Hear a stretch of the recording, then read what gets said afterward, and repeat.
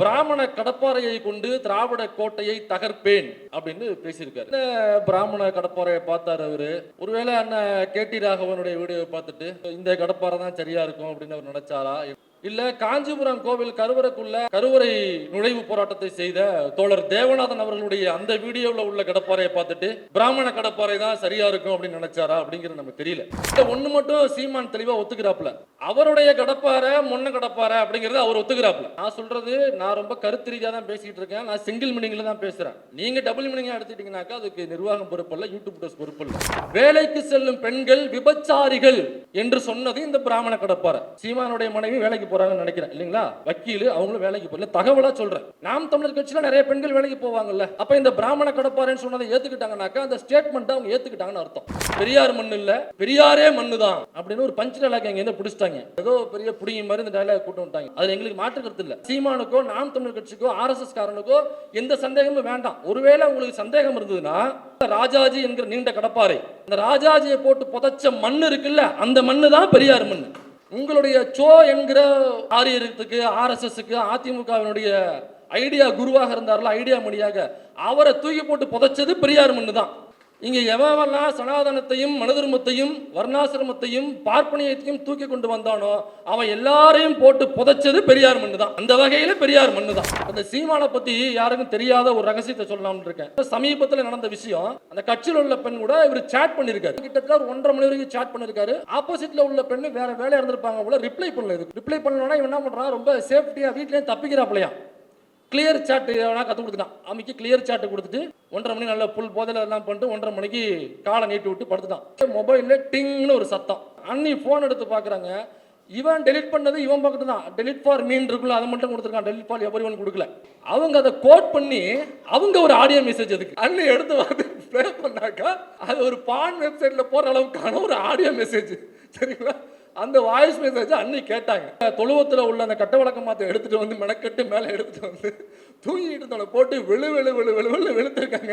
மன்னிப்பு கேட்டிருக்காங்க. காலில் விழுந்து மன்னிப்பு கேட்டிருக்காங்க. வெளில சொல்லாத, நான் இனிமேல் செய்ய மாட்டேன், இந்த ரூம்குள்ளேயே இருக்கட்டும், என் மானமே போயிடுச்சு ஏற்கனவே இந்த விஜயலட்சுமியால, தயவு செஞ்சு வெளில சொல்லி பஞ்சாயத்தை கூட்டிருக்காத, இனிமே நான் போனையே தொடமாட்டேன் அப்படின்னு இருக்கான். நீ போனையே தொடாம இருக்கிறது பிரச்சனை, நீ பொண்ணையே தொடாம இருந்தாதான் இங்க சொல்லணும்.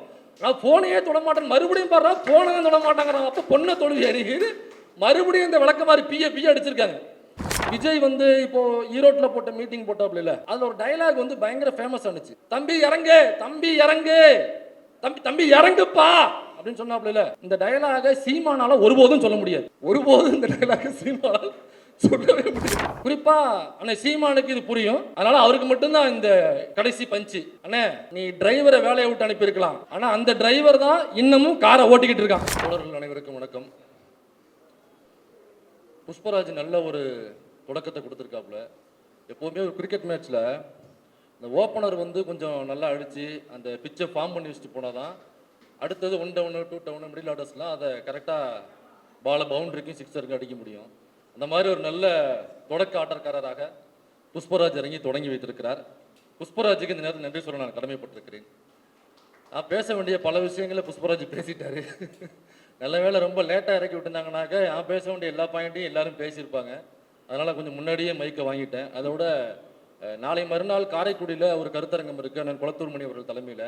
அதற்கு கொஞ்சம் ப்ரிப்பேர் பண்ணுறதுக்கு நேரம் தேவைப்பட்டதுனால கொஞ்சம் பேசிட்டு முன்னாடியே கிளம்புறேன் அப்படின்னு அனுமதி வாங்கிக்கிட்டேன். உங்ககிட்டே அந்த அனுமதியை நான் முன்னாடியே வாங்கிக்கிறேன். அந்த சீமான் பேசும்பொழுது சீமான்னு மரியாதையாக பேசணுமா பாருங்க, மக்கள் சொல்கிறாங்க, நாம எதுவும் சொல்லலை. பாருங்க, மக்களுடைய எதிர்பார்ப்பு, மக்கள் என்ன நினைக்கிறாங்களோ அண்ணா சொன்னதுதான். மக்கள்கிட்ட போ, அவங்க என்ன எதிர்பார்க்குறாங்கன்னு பாரு, அவங்களுக்கு தேவையானதை செஞ்சு கொடுன்னு சொன்னாங்க. அதனால அண்ணாவினுடைய மாணவனாக இன்னைக்கு மக்கள் என்ன எதிர்பார்க்குறாங்களோ அதை நம்ம நிவர்த்தி செய்ய வேண்டிய இடத்துல இருக்கோம். அதற்கான மேடையை தான் இன்னைக்கு மனோஜ் அவர்கள் ஏற்பாடு பண்ணியிருக்காரு. பிராமண கடப்பாறையை கொண்டு திராவிட கோட்டையை தகர்ப்பேன் அப்படின்னு பேசியிருக்காரு. என்ன பிராமண கடப்பாறையை பார்த்தாரு அவரு? ஒருவேளை அண்ணன் கேடி ராகவனுடைய வீடியோவை பார்த்துட்டு இந்த கடப்பாறை தான் சரியா இருக்கும் அப்படின்னு அவர் நினைச்சாரா என்னங்கிறது நமக்கு தெரியல. ஏன்னா நமக்கு அந்த வீடியோலாம் கண்ணு முன்னாடி வந்து போகும்ல, நீங்களும் எல்லாரும் பார்த்துருப்பீங்க. அந்த வீட்டிலலாம் நம்ம ஆயுதங்கள் இதெல்லாம் பயன்படுத்துவோம், அந்த விவசாயத்துக்கு தேவையான உபகரணங்கள்லாம். அதெல்லாம் துருப்பிடிச்சு போச்சுனாக்கா ஒரு பட்டை ஒன்று இருக்கும், அதை வச்சு தேய்ப்போம் அந்த துருப்பிடிச்சதை சரி பண்ணுறதுக்கு, புதுசு போல் ஆக்குவதற்கு. அந்த மாதிரி துருப்பிடிச்ச அந்த கடப்பாறையை எப்படி கேடி ராகவன் பூஜை ரூம்களை வச்சு பூஜை போட்டு இதை ஆயில் சர்வீஸ் போட்டு இது எப்படி சரி பண்ணாரு அப்படிங்கிறத நீங்களாம் பார்த்துருப்பீங்க. ஒருவேளை அந்த கடப்பாறையை வச்சுக்கிட்டு தான் அண்ணன் திராவிட கோட்டையை பொழப்பேன் அப்படின்னு சொன்னாரா, இல்லை காஞ்சிபுரம் கோவில் கருவறைக்குள்ள அந்த கருவறை நுழைவு போராட்டத்தை செய்த தோழர் தேவநாதன் அவர்களுடைய அந்த வீடியோவில் உள்ள கடப்பாறையை பார்த்துட்டு பிராமண கடப்பாறை தான் சரியா இருக்கும் அப்படின்னு நினைச்சாரா அப்படிங்கிறது நமக்கு தெரியல. ஏன்னா இதுல ஒண்ணு மட்டும் சீமான் தெளிவா ஒத்துக்கிறாப்புல, அவருடைய கடப்பாறை மொன்ன கடப்பாறை அப்படிங்கிறது அவர் ஒத்துக்கிறாப்புல. நான் சொல்றது, நான் ரொம்ப கருத்து ரீதியாக தான் பேசிக்கிட்டு இருக்கேன், நான் சிங்கிள் மீனிங்ல தான் பேசுறேன். நீங்க டபுள் மீனிங்கா எடுத்துட்டீங்கன்னாக்கா அதுக்கு நிர்வாகம் பொறுப்பு இல்லை, யூடியூப் டஸ் பொறுப்பு இல்லை. நான் ஏன்னா யூடியூப் டஸ் ஒருபோதும் நம்ம என்றைக்குமே டபுள் மீனிங்ல பேசியதே கிடையாது, யூடியூப் டஸ் அதை ஆதரிப்பதும் கிடையாது. நான் பேசுறது நீ என்ன பேசியிருக்கணும், திராவிடம்னு பேசும்பொழுது தமிழ்னு பேசினேன். அப்போ திராவிட கோட்டையை உடைப்பதற்கு நாம் தமிழர் கட்சி கடப்பாறையை கொண்டு வந்து நான் உடைப்பேன், அல்லது சீமானுடைய கடப்பாறையை கொண்டு தகர்ப்பேன் அப்படின்னு பேசியிருந்தாக்கா அதில் ஒரு லாஜிக் இருக்கு. இப்போ பிராமண கடப்பாறையை கொண்டு வந்தா திராவிட கோட்டையை உடைப்பேன் அப்படின்னாக்கா, அப்போ உங்ககிட்ட உள்ள கடப்பாறை மொன்ன கடப்பாறை, அது துருப்பிடிச்ச கடப்பாறை, அது எந்த வேலைக்கும் உதவாத கடப்பாறை, அது சோழி முடிஞ்சு போன கடப்பாறை, அது ஒரு டம்மி துப்பாக்கி, அது ஒரு அட்டகத்தி, அது ஒரு பேப்பர் ரெவடி, அது ஒரு காகிதம் பொறுக்கி அப்படிங்கிறது அவர் தான் ஒத்துக்கிட்டாப்புல, நாம எதுவும் சொல்லல. அவரே அதில் லிட்டரலாக வந்து ஒத்துக்கிட்டாப்புல. இந்த நாம் தமிழர் கட்சிங்கிற கட்சி திராவிடத்துக்கு எதிராக நாங்கள் ஆரம்பித்தோம், ஆனால் இந்த கடப்பாறை மொன்ன கடப்பாறையாக ஆகிவிட்டது அப்படிங்கிறது அவர் ஒத்துக்கிட்டு இருக்காப்புல.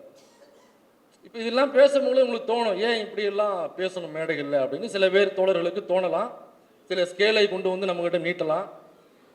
வேற என்ன பேசுறது, பிராமண கடப்பாறை வேற என்ன செஞ்சிருக்கு? பிராமண கடப்பாறை கருவறைக்குள்ள கசமுசா பண்ணியிருக்கு, பூஜரமுக்குள்ள புஜிக் புஜிக் பண்ணியிருக்கு, பூஜை போன கோவிலுக்கு அர்ச்சனை செய்ய போன பெண்களை அவங்களுக்கு தீர்த்தத்தில் மயக்க மருந்து கொடுத்து, இந்த இங்கே சென்னையில் ஒரு பாப்பான் புகழ்பெற்ற ஒரு கோவில் ஒன்று இருக்கு பாரிஸில், அங்கே அந்த பெண்ணை அவங்க ஒரு டிவியில் தொகுப்பாளின்னு நினைக்கிறேன், விஜயவா இருக்காங்க, அந்த பெண்ணை அந்த பிராமண கடப்பாறை என்ன பண்ணுச்சு, பலமுறை இதே மாதிரி தீர்த்தத்தில் மயக்க மருந்து கொடுத்து அந்த கடப்பாறை என்ன பண்ணுச்சு. அப்போ இந்த பிராமண கடப்பாறை காலங்காலமாக இதுதானே செஞ்சுக்கிட்டு இருக்கு.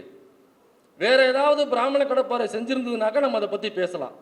அப்போ அந்த பிராமண கடப்பாறை என்ன செஞ்சிருக்கோ அதை பற்றி நம்ம பேச முடியும். அப்போ அந்த கடப்பாறை என்ன செஞ்சிருந்து பேச போனாக்கா நீங்கள் ஏன் இப்படி ஆபாசமாக பேசுறீங்கன்னு கேட்குறீங்க. நம்ம இந்த வேதம் இதிகாசம் புராண குப்பைகள்ல என்ன இருந்து பேசணும்னாக்கா ஏன் ஆபாசமாக பேசுறீங்க? அப்பா வேதம் புராண இதிகாசம் ஆபாசமாக தான்ப்பா இருக்கு, அதை நான் எடுத்து சொல்றேன்னு பெரியார் சொன்னார். அதே மாதிரி பிராமண கடப்பாறை பூஜை ரூமுக்குள்ள என்ன பண்ணுச்சு, கருவறைக்குள்ள என்ன பண்ணுச்சு, பூஜை செய்ய வந்த அர்ச்சனை செய்ய வந்த பெண்களை அந்த பிராமண கடப்பாறை என்ன பண்ணுச்சுன்னு தான் நம்ம பேச வந்திருக்கோம். இதே பிராமண கடப்பாறை வேற என்னென்ன பண்ணியிருக்கு?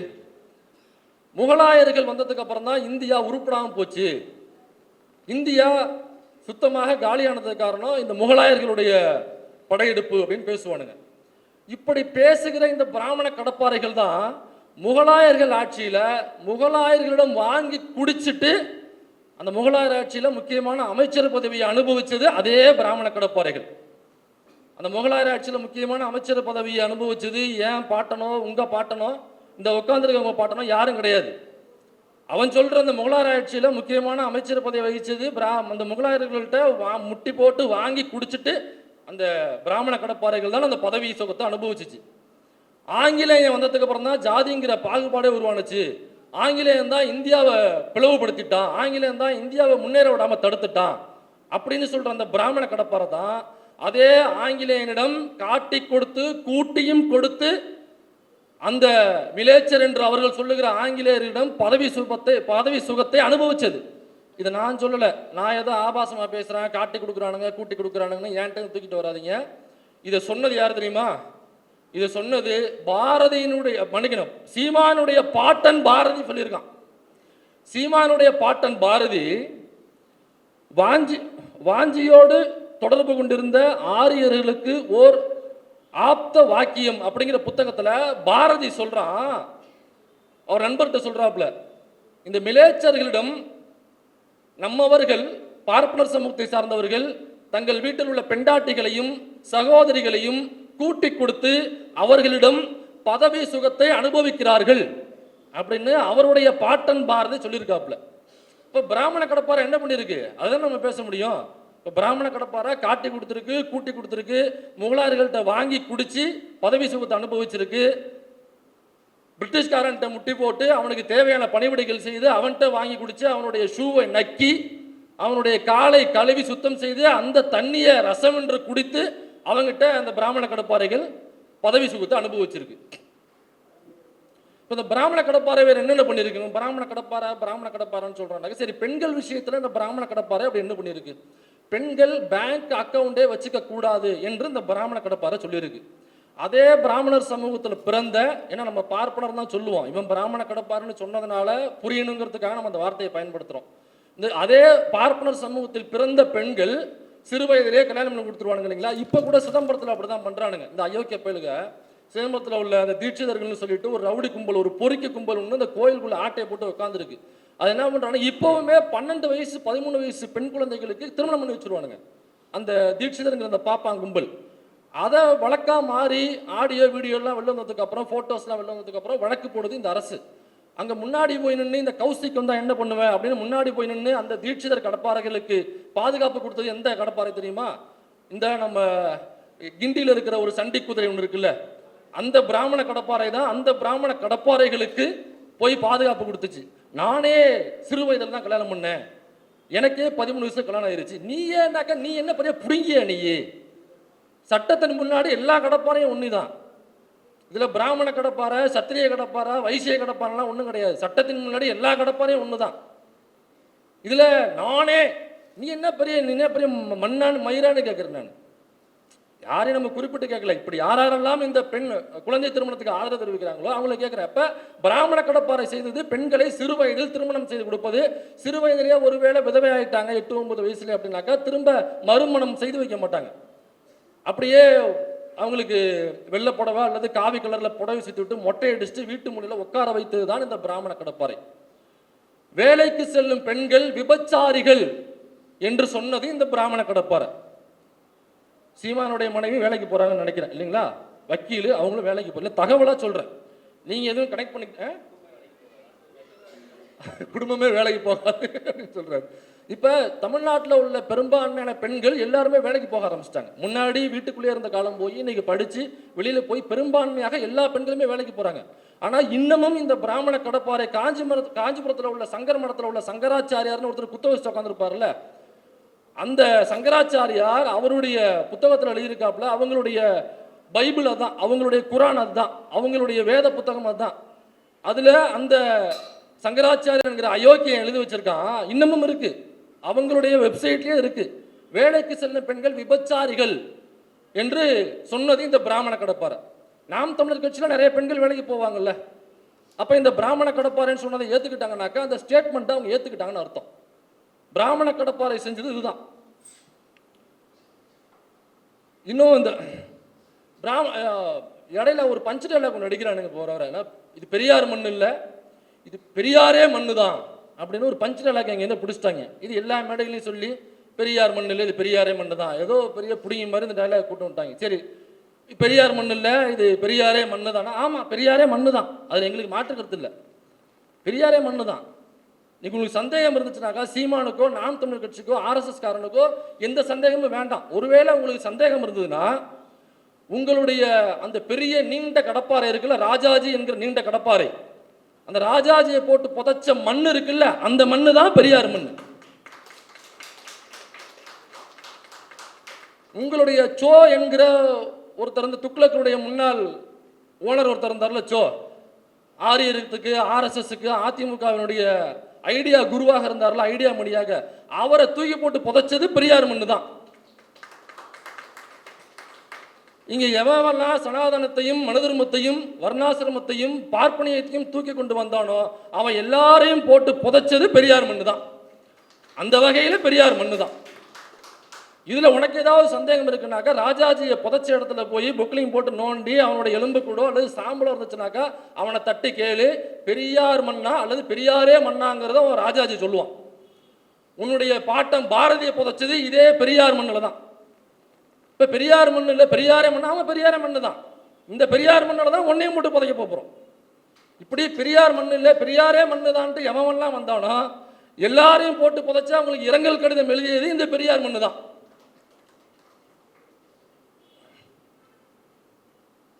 இந்த பிராமண கடப்பாறை, திராவிட கோட்டை, இந்த திராவிட கோட்டை தான், இந்த திராவிட சித்தாந்தம் தான் ஒரு காலத்துல இந்த திராவிட கடப்பாறைகளையே காப்பாற்றியது.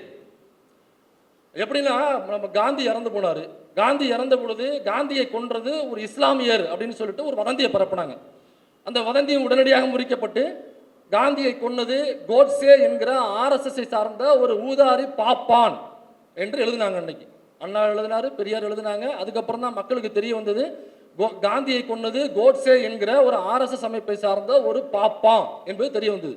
அன்னைக்கு காங்கிரஸ் ஒரு பேர் இயக்கம், அவங்க உடனடியாக ஒரு பார்ப்பனர் தான் கொண்டானான்னு சொல்லிட்டு அவங்கள கொஞ்சம் பேர் வந்து பார்ப்பனர் யாரு, பார்ப்பனர் அல்லாதவர் யாருன்னு தெரியும் இல்லைங்களா, அவங்க எல்லாரும் அக்ரகாரத்தை கொளுத்தியே தீருவேன், அக்ரகாரத்தை சுத்தமாக அழிச்சே தீருவேன்னு சொல்லிட்டு கிளம்பிட்டாங்க. திராவிட கழகத்துக்கு சொல்லவே தேவையில்லை. அது வந்து ஒரு காஞ்ச சருகு மாதிரி தான் பார்ப்பனர்களுக்கு எதிரான மனநிலை. அப்போ இப்படி ஒரு சம்பவம், இப்படி ஒரு வாய்ப்பு கிடைக்கும் பொழுது திராவிடர் கழகமோ காங்கிரஸோ பயன்படுத்தி இருந்தால் என்னவா இருக்கும்? அப்போ இதை பயன்படுத்த விடாமல் அன்றைக்கு வானொலியில் பேசி அந்த பிராமண கடப்பாறைகளை, அந்த அக்ரகார கடப்பாறைகளை காப்பாற்றியது இந்த பெரியார் மண்ணு தான். நீ சொன்னில பெரியாரே மண்ணுன்னு, அந்த பெரியாரே மண்ணு தான் நீ சொல்ற பிராமண கடப்பாறைகளை அன்னைக்கு காப்பாற்றியது. அன்னைக்கு தலைவன் மட்டும் நினைச்சிருந்து ஒரே ஒரு ஸ்டேட்மெண்ட் கொடுத்திருந்தான்னாக்கா, குலக்கல்வி கொண்டு வரும் பொழுது எப்படி ஒரு பெரிய கூட்டத்தை கூட்டி எல்லாரும் கையில் ஒரு கையில் மண்ணெண்ணையும் ஒரு கையில் தீப்பெட்டியும் வச்சுக்கங்க, நான் எப்போ ஊன்னு சொல்றேனோ அடுத்த நிமிஷம் அக்ரகாரம் கொழுந்து விட்டு எரியணும் அப்படின்னு ஒரு ஸ்பீச்சை கொடுத்தாருல, ஒரு உத்தரவுக்காக காத்திருங்கள்னு சொன்னார்ல. சொன்னவருக்கு அதற்கான வாய்ப்பு கிடைக்கும் பொழுது ஏன் அதை பயன்படுத்தாம இருந்தார்? சொன்னார் தனி மனித தாக்குதல் கூடாதுன்னு சொன்னார். தனி மனித தாக்குதல் இன்றைக்குமே சரியில்லை. ஒரு பாப்பா பண்ணிட்டாங்கிறதுக்காக ஒட்டுமொத்த பார்ப்பனர்களையும் உதைப்பது, கொல்லுவது அல்லது சித்திரவதைக்கு உள்ளாக்குவது என்பது தவறு என்று சொல்லி நீ சொல்ற அந்த துருபிடிச்ச மொன்னையான இத்து போன அந்த பிராமண கடப்பாறைகளை காப்பாற்றியது தந்தை பெரியார் அவர்கள். பாப்பாத்திகளுக்கான உரிமைகளை கோரியது தந்தை பெரியார். பெண்களுக்கு சொத்தில் சம உரிமை வேண்டும் என்று சொல்லும் பொழுது பார்ப்பனர் அல்லாத பெண்களுக்கு மட்டும் சொத்தில் சம உரிமை வேணும்னு பெரியார் கேட்கல. பெரியார் கேட்டது அனைத்து பெண்களுக்கும் சொத்தில் சம உரிமை என்பதை பெரியார் கோரினார். அன்னைக்கு எதிர்த்தது யார் தெரியுமா? இதே பிராமண கடப்பாறைகள் தான் அன்னைக்கு எதிர்த்துச்சு. ஆனா அன்னைக்கு பிராமண சமூகத்தில் பிறந்த பெண்களுக்கும் உரிமை கோரியது இதே தந்தை பெரியார் அவர்கள். இந்த சீமானை பத்தி யாருக்கும் தெரியாத ஒரு ரகசியத்தை சொல்லலாம்னு இருக்கேன். ஏன்னா இந்த தலைப்பு பார்த்தீங்கன்னா பாலியல் குற்றவாளி சீமான் இருக்குல்ல, அதுக்கு தகுந்த ஒரு கதை. பொதுவெளியில் சிலருக்கு மட்டும், மனோஜுக்கு தெரிஞ்சிருக்கலாம், இங்கே உள்ள தோழர்களுக்கு சில பேருக்கு மட்டும் அந்த சம்பவம் தெரிஞ்சிருக்கலாம். பொதுவெளியில் பெருசாக அது பேசப்படலாம். இதை என்னத்த பேசுறது, கையை பிடிச்சி இழுத்தது, சாட் பண்ணி செக்ஸ் சாட் பண்ணதெல்லாம் எல்லாம் பொதுவெளியில் பேசிட்டு இருக்க முடியுமா? ஆனால் இருந்தாலும் உங்களுக்கு ஒரு கதையை சொல்ல, சமீபத்தில் நடந்த விஷயம். நாம் தமிழர் கட்சியில் உள்ள ஒரு பொறுப்பாளர், அவர் எனக்கு பழக்கம், பேர் வேண்டாம், அவர் தான் இந்த பஞ்சாயத்து அட்டன் பண்ணது, அவர் தான் அந்த தகவலை எனக்கு கொடுத்தது. சமீபத்தில் என்ன நடந்திருக்குனாக்கா, ஒரு நாள் சீமானுடைய வீடு வெளியில் பார்த்தீங்கன்னாக்கா சீமானுடைய அந்த அடித்தொண்டையிலேருந்து கத்துவாப்பில் இல்லை, அந்த மாதிரி அடித்தொண்டையிலேருந்து சீமான் கத்துற சவுண்டு அந்த தெரு முழுக்க கேட்குது. ஏன்னா வேறு யாரும் புந்து அடிச்சிட்டாங்களா, அல்லது பெரியார் அமைப்புகள் உள்ள புந்து தாக்குதல் பண்ணிட்டாங்களா, என்ன ஏதுன்னு ஒரே பதட்டமாக இருக்குது. இந்த பதட்டமான சூழலில் ஒரு ஃபோன் கால் போகுது. நைட்டு 2:30 மணி ஃபோன் கால். முக்கியமான 2 பொறுப்பாளர்களுக்கு மட்டும்தான் அந்த ஃபோன் கால் போகுது. ஃபோன் காலில் எடுத்து அந்த பக்கம் யார் பேசுகிறாங்கனாக்கா, வீர தெலுங்கச்சி கயல்விழி அவர்கள் பேசுகிறார். நமஸ்காரம் அண்டி, பாவனாரா அப்படின்னு கேட்டுட்டு உடனடியாக வீட்டுக்கு கிளம்பிவாங்க அப்படின்னு ஒரு தகவல் மட்டும் ஃபோனில் கட் பண்ணிட்டாங்க. சரி, ஏதோ பிரச்சனை போல் இருக்குது, என்னதுன்னு தெரியலன்னு சொல்லிட்டு அந்த 2 பொறுப்பாளர்களும் அந்த நேரத்தில் கிளம்பி வீட்டுக்கு போகிறாங்க. வீட்டுக்கு போனாக்கா கதவை திறக்கிறாங்க. கதை திறந்து பாவனாரா அப்படின்னு சொல்லிட்டு உள்ள வரவேற்கிறாங்க. வீர தெலுங்கச்சி கயல்விழி அவர்கள் வரவேற்கிறார். உள்ள வரவேற்று என்ன நீ என்ன ஆச்சு, எதுக்கு இத்தனை மணிக்கு ஃபோன் பண்ணீங்க, எதுவும் பிரச்சனையா அப்படின்னு சொல்லி கேட்குறேன். இல்லை போலீஸ் எதுவும் அரெஸ்ட் பண்ண வந்துருச்சா, எதுக்காக ஃபோன் பண்ணீங்கன்னாக்கா, இல்லை நீங்கள் முதல்ல மேலே போங்க, அவருடைய ரூமுக்கு போங்க அப்படின்னு சொல்கிறாங்க. இவங்க 2 பேரும் சைலண்டாக மாடி மேலே ஏறி அவருடைய ரூமுக்கு போகிறாங்க. இல்லை அந்த அறைக்கு போகிறாங்க. அந்த அறைக்கு போனோடனே அண்ணன் எப்படி உட்காந்துருக்காருன்னா, இந்த வடிவேல் காமெடியில் கோவை சல்லா போட்டு மிதின்னு மிதிச்சிருக்கும் பார்த்துறீங்களா, வெளியில் சகல சத்தம் மட்டும் வரும், சத்தத்தை கண்டு ஏமாந்து போய் கதவை திறந்துடாத அப்படின்னு சொன்னோடனே கதவை திறந்து பார்த்தோடனே தலையில் ஈக்குமாறு சீவு, தலைவாணியில் உள்ள பஞ்செலாம் இருக்கும்ல, சீரியஸான காமெடிக்காக சொல்ல, இது அப்படியே நடந்த சம்பவம். இது இல்லைன்னாக்கா வந்து மறுக்க சொல்லுங்க, ஆதாரம் இருக்கு நம்ம கிட்ட, வேணா வெளியிடலாம், அதுக்கப்புறம் வெளியிடலாம். எலெக்ஷன் கிட்ட வெளியிடலாம்னு வச்சிருக்கோம் அந்த ஆடியோலாம், தேவைப்பட்ட இப்போ கூட நம்ம வெளியிட்டுருவோம். அதோட உட்காந்துருக்கு. அவளை கிட்டத்தட்ட ஒரு திரைப்படத்தில் வர ஒரு கதாநாயகி அங்கே உள்ள வில்லனால் சீமானால் பாலியல் தொந்தரவுக்கு ஆளாக்கப்பட்ட ஒரு ஒரு பெண் எப்படி மூலையில் உட்காந்துருப்பாங்களோ, திரைப்படத்தில் ஒரு கதாநாயகி உட்காந்துருப்பாங்களோ ஒரு ரேப் சீனுக்கு அப்புறம் ஹீரோ காப்பாற்ற போவார், போனவொடனே அங்கே என்ன துணி கிடக்கோ அதை எடுத்து போத்தி விடுவாங்கல்ல, அந்த மாதிரி கிட்டத்தட்ட சட்டை இல்லாமல் மூளையில் இப்படி உட்காந்துருக்காப்புல, தலையில் ஈக்குமாறு சீவும் அந்த பஞ்சும் இருக்கு, இப்படியே உட்காந்துருக்காப்புல. போன உடனே இவர் யாரு, நம்ம மண்டியிடாத மானம் வீழ்ந்து விடாத வீரம், நல்லா நம்ம சங்கராச்சாரம் குத்த வச்சு இப்படி உட்காந்துருக்காப்புல. அது வந்து விளக்கமாத்த சீவு என்னன்னாக்கா, வீட்டில் எப்போவுமே 2 விளக்கமாறு வச்சுருப்பாங்க. இங்கே எப்படின்னு தெரியல, ஊரில் 2 விளக்கமாறு இருக்கும். ஒன்று தோவை உள்ள விளக்கமாறு, இன்னொரு கட்ட விளக்கமாறு. கட்ட விளக்கமாறுங்கிறது வாங்க மாட்டாங்க.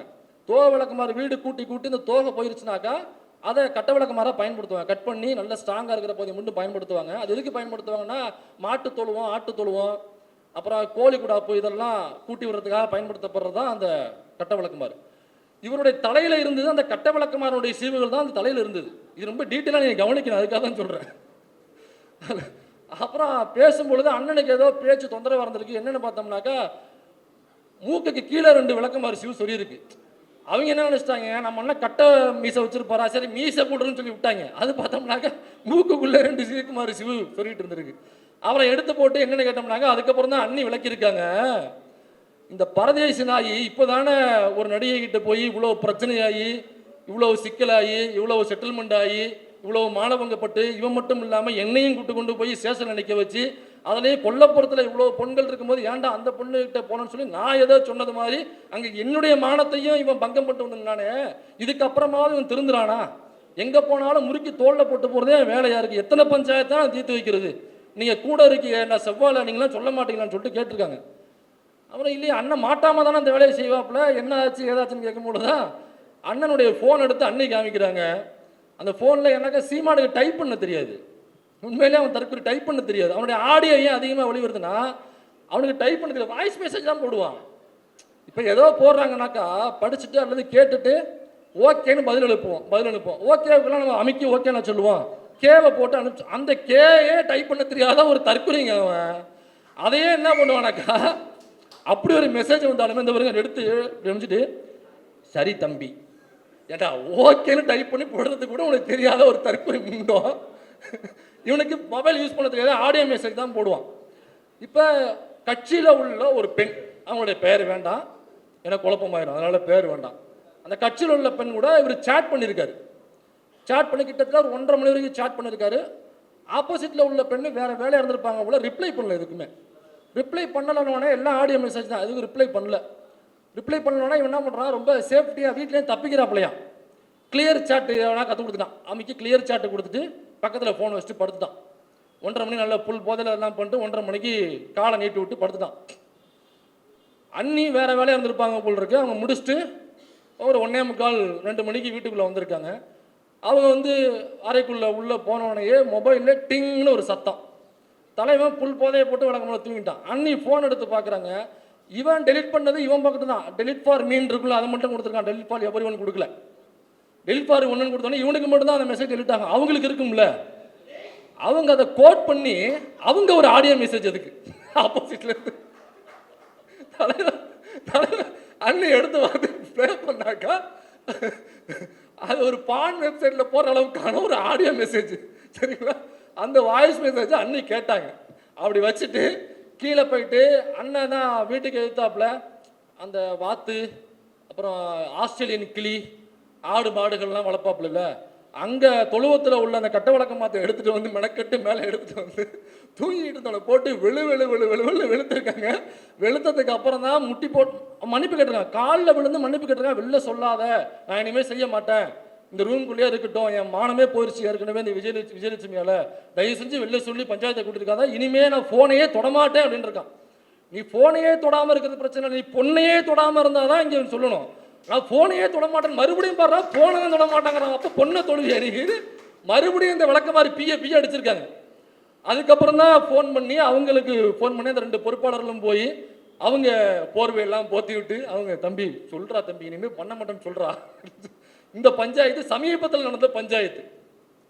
இவன் தான் வந்து இன்னைக்கு பாட்டன் பாரதி பெண்மையை போற்றும் எங்கள் பாட்டன் பாரதி அப்படின்னு பேசி பெண்களை இழிவு செய்யும் ஈவரா அப்படின்னு இவன் பேசிட்டு இருக்கு. இடையில ஒரு இந்த இடையில பேசும்போது ஒரு கதை சொல்லியிருக்காங்க. வழக்கமாக ஆம கதை இதெல்லாம் சொல்லுவாங்க இல்லைங்களா, அந்த ஆம ஓட்டை பெரட்டி போட்டு அது ஒரு மருத்துவர் ஒருத்தர் விளக்கம் கொடுத்துருக்காரு இன்ஸ்டாவில்.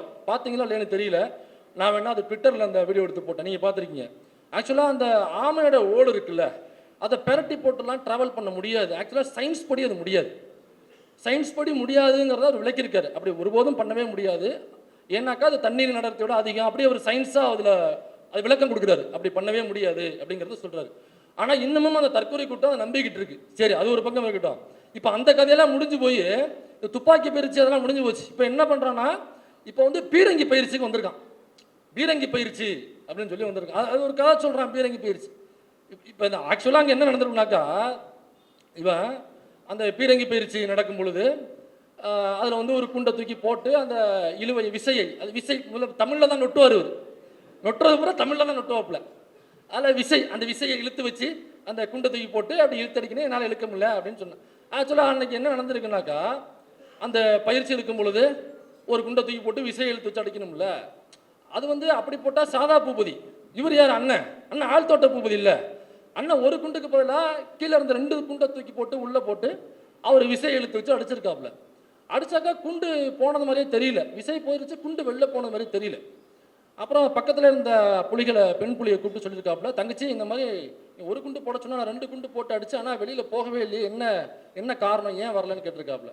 அப்புறம் அந்த தங்கச்சி குனிச்சு பார்த்துட்டு, அண்ணே குண்டு 2 கீழே தானே இருக்கு, நீங்கள் எந்த குண்டை போட்டீங்கன்னு தெரியல, இதில் போட வேண்டிய குண்டு 2 கீழே தானே இருக்கு. அதுதான், அதனால தான் அது ஒரு மொன்ன கடப்பார. அது எனக்கு யாரும் சீமானை வந்து திட்டாதீங்க, நான் சொல்கிறேன், உண்மையிலேயே சீமானை திட்டாதீங்க, யாரும் கோவப்பட்டு கூட திட்டிடாதீங்க. ரொம்ப பாவமான மனுஷன். எனக்கே அவர் பார்க்கும்போது ரொம்ப பரிதாபமாக வரும். ஏன்னா அவரே வந்து ஆப்ரேஷன் பண்ணதுக்கு அப்புறம் 2 வருஷம் கழிச்சு தான் அவர் குழந்தையே பிறந்துச்சு. என்ன ஆப்ரேஷனுக்கும் குழந்தை பிறக்கிறதுக்கும் என்ன சம்மந்தம்? அது அப்படின்னா என்ன ஆப்ரேஷனாக இருக்கும்? ஆப்ரேஷன் பண்ணி 2 வருஷம் கழிச்சு குழந்தை, இந்த கேள்வி ஏன்ட்டு நீங்கள் கேட்கக்கூடாது. நீ வேற எதுவும் கனெக்ட் பண்ணிங்கனாக்கா நான் பொறுப்பு கிடையாது. ஆப்ரேஷன் பண்ணி 2 வருஷம் கழிச்சு தான் அவனுக்கு குழந்தை பிறந்துச்சு. அது எப்படி என்ன அந்த அதுக்குள்ளே போகாதீங்க, அதை ஆப்ரேஷன் பண்ணாதீங்க, நீங்கள் ஆப்ரேஷன் பண்ணாதீங்க. இது தகவலாக நான் சொல்கிறேன். அந்த கட்சியிலேருந்து வெளியேறிய ஒரு தோழர் ஒருத்தர், அவர் தான் பேட்டியில் சொல்லும் பொழுது, இல்லை அது வெத்து துப்பாக்கி முன்னாடியே ஆப்ரேஷன் பண்ணிட்டாச்சு. இல்லை நான் சொல்கிறது என்னன்னாக்கா, ஆப்ரேஷனாக வேறு ஏதாவது ஆப்ரேஷன் பண்ணியிருக்காங்க, நீங்கள் எதுவும் திரும்ப அரிசி பருப்பு கொடுக்குற ஆப்ரேஷன் நினச்சிட்டிங்கனாக்கா அது கம்பெனி பொறுப்பாக்காது. ஆனால் ஒருபோதும் பாருங்கள், இந்த விஜய் வந்து இப்போது ஈரோட்டில் போட்ட மீட்டிங் போட்டாப்புல இல்லை, அதில் ஒரு டைலாக் வந்து பயங்கர ஃபேமஸ் ஆனிச்சு. தம்பி இறங்கு, தம்பி இறங்கு, தம்பி இறங்குப்பா அப்படின்னு சொன்னாப்புல இல்லை. இந்த டைலாகை சீமானால ஒருபோதும் சொல்ல முடியாது. ஒருபோதும் இந்த டைலாக சீமானால் சொல்லவே முடியாது. சரி, இந்த பிராமண கடப்பாறை வேற என்ன பண்ணியிருக்கு? குஜராத்தில் கலவரம் பண்ணியிருக்கு, உத்தரப்பிரதேசத்தில் இஸ்லாமிய கிறிஸ்தவர்களுக்கு எதிராக வன்முறைகள் பண்ணியிருக்கு, ஒடிசாவில் இஸ்லாமியர்களை அடித்து கொண்டிருக்கு, குஜராத்தில் இஸ்லாமியர்களுக்கு எதிரான கலவரம் பண்ணியிருக்கு. அங்கே உள்ள ஒரு சிறுமியை கோவில் கருவறைக்குள்ளே வச்சு கூட்டு பாலியல் உணர்வு செஞ்சு கொன்று பக்கத்தில் உள்ள நதியில் போய் தூக்கி போட்டிருக்கு. இன்னும் என்னென்ன பண்ணியிருக்கு இந்த பிராமண கடப்பாறைனாக்கா, இந்த மாதிரி நிறைய விஷயங்களை இந்த பிராமண கடப்பாறை பண்ணியிருக்கு. சரி, திராவிட கோட்டை என்ன பண்ணியிருக்கு? திராவிட கோட்டை என்ன செஞ்சிருக்குன்னா, பட்டியல் சமூகத்தை சார்ந்த மாணவர்கள் டிகிரி முடிச்சிட்டாங்கன்னாங்க போதும், ஏதோ ஒரு பேச்சுலர் டிகிரி முடிச்சிட்டாக்க போதும், அவங்கள எந்தவித செலவும் இல்லாமல், 0 காஸ்ட், எந்த செலவும் இல்லாமல் அந்த பெண்களே, அந்த மாணவர்களுக்கு, ஆண்களோ பெண்களோ, அந்த மாணவர்களுக்கு, SC STக்கு மட்டும்தான் அது உண்டு, அந்த மாணவர்களுக்கு ஃபாரின் போய் படிக்கிறதுக்கான முழு தொகையும் அரசே ஏற்றுக்குது. இந்த திமுக அரசு தலைமையேற்றதுக்கு அப்புறம் 174 பேரை பட்டியல் சமூகத்தை சார்ந்த மாணவர்களை ஃபாரினுக்கு அனுப்பி படிக்க வச்சிருக்கு, எந்தவித செலவும் கிடையாது. இதற்கு வந்து சட்டமன்றத்தில் குரல் கொடுத்த விடுதலை சிறுத்தைகள் கட்சியினுடைய சட்டமன்ற உறுப்பினர்களுக்கு பெரும் பங்கு உண்டு. இப்போ இந்த 174ங்கிறது என்னவாக மாறி இருக்கு? இந்த திராவிட கோட்டை என்ன பண்ணியிருக்குன்னா, இந்த 174ங்கிறத 350 மாணவர்களாக அடுத்த செஷன் அனுப்ப போறாங்க. அதற்கு ஒதுக்கப்பட்ட தொகையை டபுளா இன்க்ரீஸ் பண்ணியிருக்காங்க. அப்போ 174 பேர் ஏற்கனவே போயிருக்காங்கனாக்கா, அடுத்த செஷன் போகும்பொழுது 350லேருந்து 400 மாணவர்கள் ஃபாரினில் போய் படித்து அங்கேருந்து ஸ்காலர்ஸாக வருவாங்க. நீங்கள் யோசிச்சு பாருங்க, இந்த பிராமண கடப்பாறைகள் பிராமணர் அல்லாத சமூகத்தை சார்ந்தவர்களை தெருவுக்குள்ள வரக்கூடாது, செருப்பு போடக்கூடாது, தோல்ல துண்டு போடக்கூடாது, நீ படிக்கிறதுக்கு ஸ்கூலுக்கு வரக்கூடாது, நீ ஒருவேளை படிச்சினாக்கா உனக்கு ரிசர்வேஷன் வேலை வாய்ப்புல கிடையாது, ஒருவேளை ரிசர்வேஷன் வேலை வாய்ப்பு உண்டுன்னு நீ சட்டம் போட்டாலும் அதை நான் நிறைவேற்ற மாட்டேன். 27% ஓபிசிக்கு ரிசர்வேஷன் இருந்தாலும் நான் 12% தான் ஐஐடியில் வச்சிருப்பேன், அதை தாண்டி உனக்கு ஒருபோதும் ரிசர்வேஷன் கொடுக்க மாட்டேன். இந்த சாதியில பிறந்தியா நீ கோயிலுக்குள்ள வரக்கூடாது, இந்த சாதியில பிறந்தியா நீ கண்ணிலேயே படக்கூடாது, தூரமாக தான் நிற்கணும் என்று சொன்ன இந்த பிராமண கடப்பாறைக்கு எதிராக திராவிட கோட்டை என்ன செஞ்சுட்டாக்கா ஃபாரினுக்கு அனுப்பி படிக்க வச்சு, ஃபாரின்ல உள்ள பல்கலைக்கழகங்களை படிக்க வச்சு ஸ்காலர்ஸாக மாற்றிருக்கு. முன்னாடி ஃபாரின் போகும்பொழுது நம்ம என்ன வேலைக்கு போவோம்? சாதாரண கட்டட வேலைக்கு, பிட்டர் வேலைக்கு, அந்த ஷிப்யார்டு வேலைக்கு தான் பெரும்பான்மையாக போவோம், சிங்கப்பூருக்கும் மலேசியாவுக்கும். ஆனால் இன்னைக்கு இந்த தலைமுறை, நான் சார்ந்த என்னுடைய தலைமுறை ஃபாரினுக்கு போகிறது, இந்த முடிச்சிருந்தோம், ஃபாரினுக்கு போகும்போது என்ன எங்கே போகிறோம்னாக்கா சிங்கப்பூருக்கோ மலேசியாவுக்கோ பிட்டர் வேலைக்கோ சாதாரண அடிப்படை வேலைக்கோ போகிறது இல்லை. அமெரிக்காவுக்கும் லண்டனுக்கும் ஜெர்மனுக்கும் பிரான்ஸுக்கும் ஐடி கம்பெனியில் வேலை செய்கிற முக்கியமான பொறுப்புகளுக்கு தான் இன்னைக்கு அவன் இன்டர்வியூ அட்டெண்ட் பண்ணி போயிட்டு இருக்கான். அப்போ பிராமண கடப்பாறை என்ன செஞ்சிச்சு, திராவிட கோட்டை என்ன செஞ்சிச்சு அப்படிங்கிறத நீங்கள் நல்லா புரிஞ்சுக்கணும். நமக்கெல்லாம் தெரியும்னு வச்சுங்களேன், இருந்தாலும் மக்களுக்கு போய் சேரணும், இதுக்கெல்லாம் பதில் சொல்லணும். சொல்ல மாட்டான் ஒருபோதும், ஏன்னாக்கா அது ஒரு வெத்து துப்பாக்கி. நான் சொல்கிறது அவன்கிட்ட கருத்து இல்லைங்கிறதுனால வெத்து துப்பாக்கின்னு சொல்கிறேன். திரும்பவும் நீங்கள் வேற எதையும் கனெக்ட் பண்ணிக்க கூடாது. கடைசியாக ஒரே ஒரு பஞ்சை போட்டு முடிக்கலாம்னு நினைக்கிறேன். அது எல்லாருக்கும் புரியணுங்கிற அவசியம் இல்லை.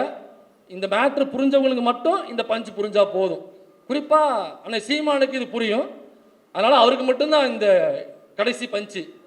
அண்ணே, நீ டிரைவரை வேலையை விட்டு அனுப்பியிருக்கலாம், ஆனால் அந்த டிரைவர் தான் இன்னமும் காரை ஓட்டிக்கிட்டு இருக்கான். நன்றி, வணக்கம்.